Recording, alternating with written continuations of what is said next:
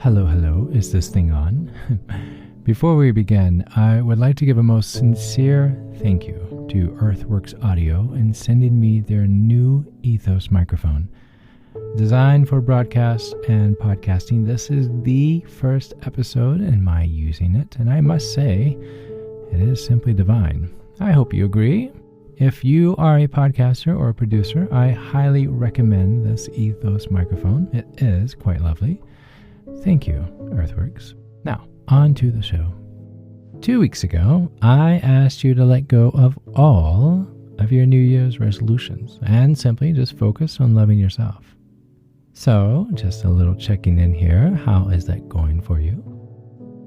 You're probably thinking, okay, all right, give it to me. Give me the pep talk. Tell me how I can better love myself, because I have to be honest, I don't know where to begin. I understand. So, are you ready for the most important pep talk of your life? Here it goes. The best thing you can do for your future self is to accept yourself for who you are today. Yep, that's it. And the best thing you can do for your future self is to accept yourself for who you are today. I know, you have goals. You want to love yourself, but at the same time, you want to be able to feel accomplished in something. And you feel like you can't stop right now until you have accomplished those goals. You know, you want to be happier. You want to be more enlightened, more disciplined. I understand. It's okay to have goals. It's healthy even, as we have spoken about before. There's nothing wrong with wanting to make goals and work towards them.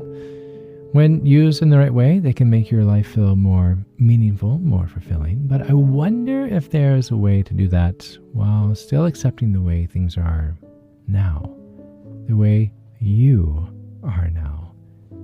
Can you meet yourself where you are instead of where you wish you were? Oof, that is the question of the hour. Can you meet yourself where you are instead of where you wish you were? I'm Chad Lawson, and let's calm it down in 3, 2, 1. They kind of seem like opposing forces, don't they? Accepting yourself while at the same time trying to change yourself. Accepting the present moment while trying to move forward in the future. I know, but well, hear me out. The thing is that much too often we base our happiness on the condition that we meet our goals. How often have you thought, you know what, when I meet this goal, when I'm finally exercising enough or being productive enough at work or even meditating every single day, then I'll be happy. And I'm just not there yet, but I'm working toward it.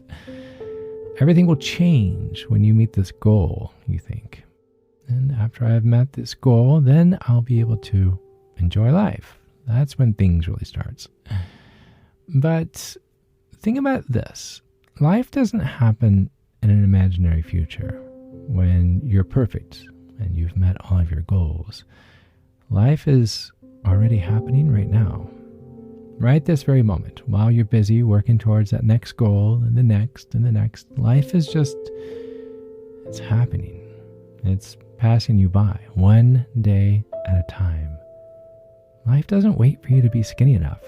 It doesn't wait for you to be strong enough. It doesn't wait for you to be whatever enough. It doesn't wait for you to have enough in your retirement account. It doesn't wait for you to love yourself enough, or until you've locked down the perfect self-care routine or find that perfect partner. Life is kind of its own little world with its own time zone. It doesn't know or care what you have going on or how important your goals are. It just walks on like somebody with headphones that just can't hear the world around them, minute by minute, day by day. Tick tock. If you're listening to this podcast, then I bet you already have some reasons to be happy right now. You probably have your hearing, for example, or your sight, or some way to consume information.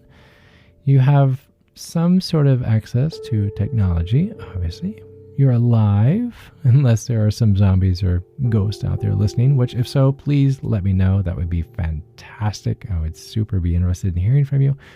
But you wake up every day, and if those things aren't wonderful enough to feel happy about right now, then I wonder if these things that you long for, the things that you want in your future, are they really going to be enough when you get there?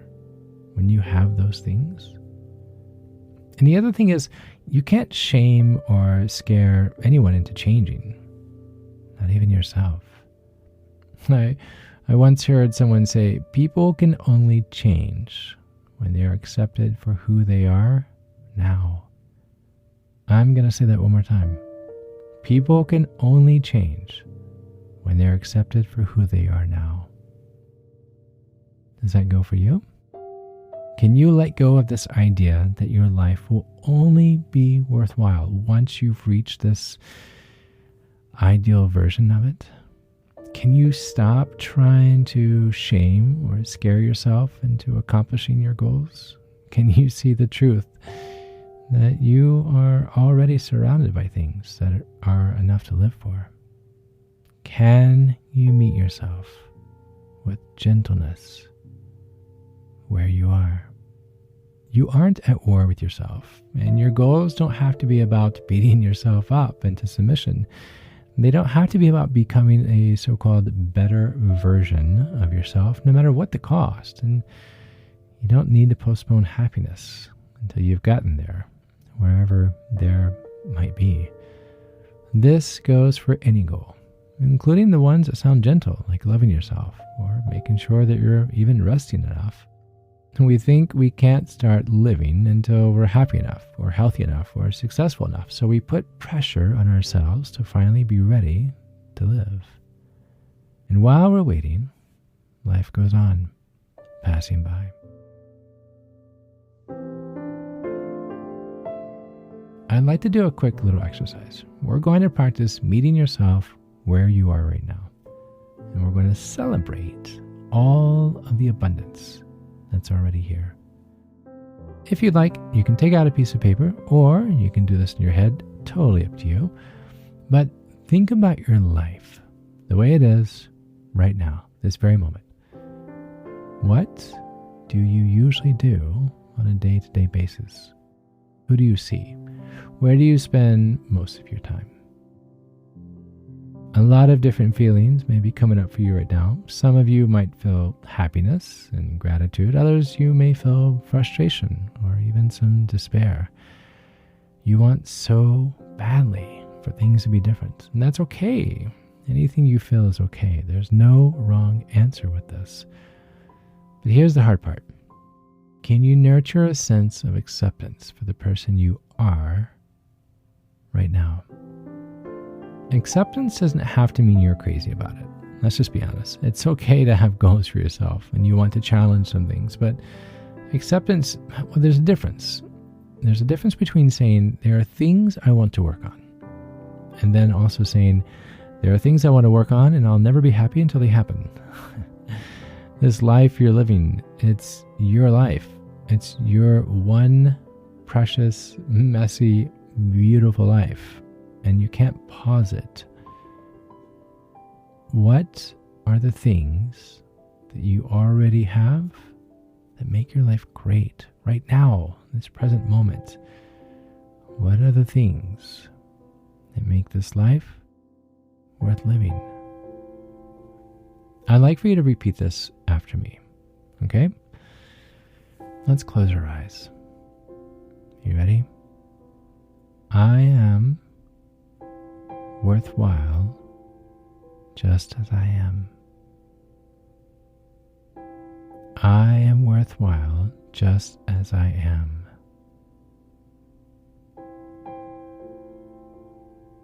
My life is worth living just as it is. If you need to pause and write these down, I really recommend it. I am worthwhile just as I am. My life is worth living just as it is. I want to invite you to meet yourself where you are. Accept things as they are and live life in the present moment.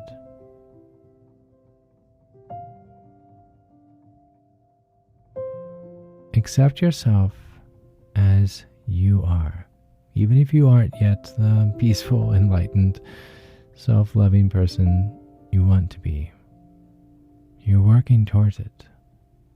The journey is the goal, and you'll get there. Accept yourself as you are.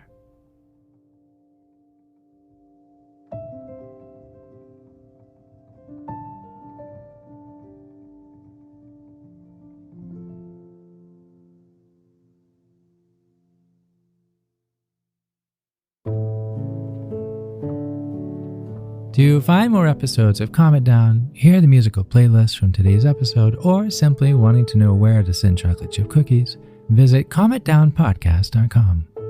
You'll even find additional resources for emotional support, including our online community and our Facebook page. You're not alone. You are not alone. This podcast was written and produced by yours truly, Chad Lawson, composer, pianist, and nationally recognized Sweet Tooth. And now something my attorney wants me to say. The views, expressions, and techniques in this episode are of my personal opinion and is not intended to, nor should they serve as a substitute for medical advice or diagnosis rendered to you by your individual doctor or other healthcare provider. Only a licensed physician should evaluate your situation, provide a diagnosis, or render other medical advice to you, and you should only act upon the advice of such physician. Now, what I'd like to say. I am an extreme empath by nature, but my profession is that of a composer and pianist, not a licensed therapist or physician. I hear from thousands of listeners how my music has helped them through various stages of emotional needs, and I simply want to offer this and future podcasts in aiding those needs. To find a list of licensed professionals in your area, please visit calmitdownpodcast.com. And finally, if you've enjoyed today's episode, please leave a review. While it takes less than 60 seconds to do, its impact will last for years to come, as every little bit helps in growing the awareness and the importance of emotional health. I'm Chad Lawson, and until next time, be kind to your mind, and join me next week as we calm it down.